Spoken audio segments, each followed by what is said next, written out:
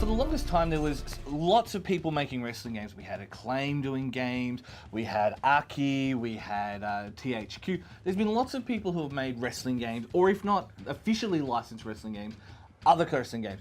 Suddenly 2K's the only game in town, but then also suddenly wrestling becomes mainstream again. So it makes sense that we have 2K18 on the Xbox, PS4, and I think PC as well, Jamie. And Nintendo Switch. And Nintendo Switch.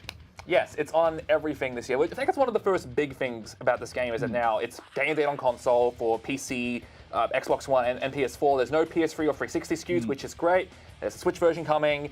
It has a massive roster where it has just about every character, every wrestler that you'd probably want to play as, or you think you want to play as. There's a couple of exceptions, but it's like for the most part, I mean, like, look, you can't complain with what you're getting. And that is the thing. As a kind of a love, like a love letter to WWE, past and like present, and potentially future, it's great. It's got all these things. It's got like.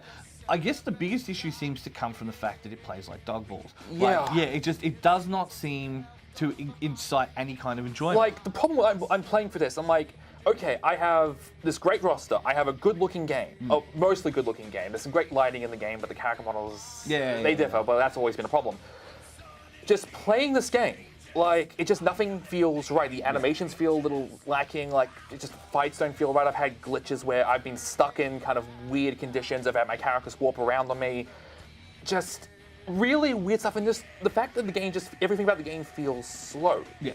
Like, not just kind of gameplay-wise, but also talking loading, Well, and that is the thing. So it's not that slow wrestling gameplay is bad. Like, the Aki games are like slow. it's not like it's not the intentional, like, okay, we're methodically pacing our games, and that's a good thing. Like, I love that.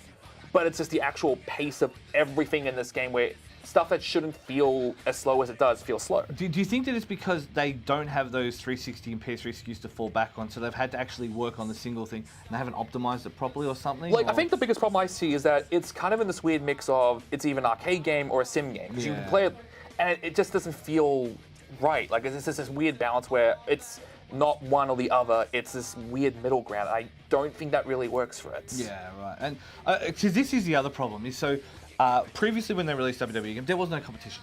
This is the only wrestling game in town. Right. Let's be real. But suddenly we got Fire Pro. And granted, Fire Pro appeals to a different audience, the hardcore NJPW fans, all that kind of stuff, right?